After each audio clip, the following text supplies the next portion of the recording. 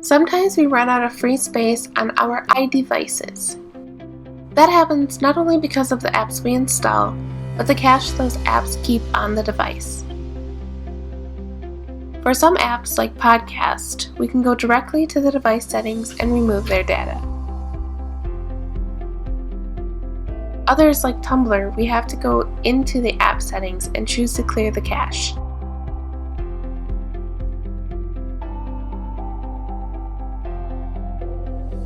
The main problem is presented when apps like Facebook, Messenger, Spotify, Reddit clients, and so many more don't allow us to remove their cache in any of the ways presented above. We see ourselves being robbed of our free space, and we can't do anything about it. Today we will learn how to remove the cache from those apps and get back those megabytes or even gigabytes in our iDevices.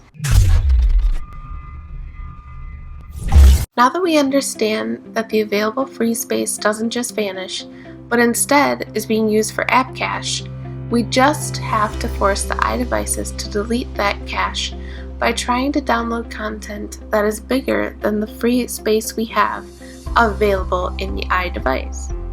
We can use the App Store to download apps, or even the iTunes Store to download albums, books, or even movies. The download of a movie seems to be the best option if our goal is to free up as much space as we can.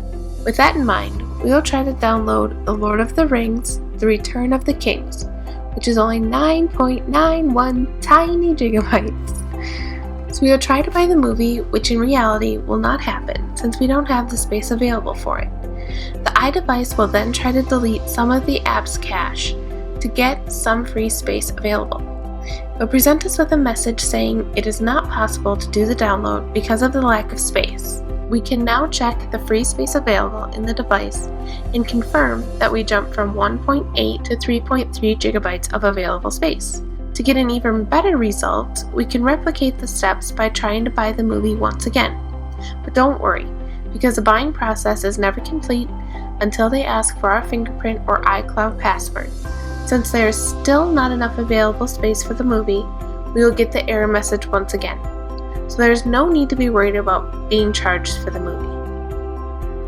After completing this process, from the 1.8 gigabytes of available space that we did have, we end up with 3.6 gigabytes of free space, which means we are able to release 1.8 gigabytes of space, which sometimes makes a big difference, especially in those times of need.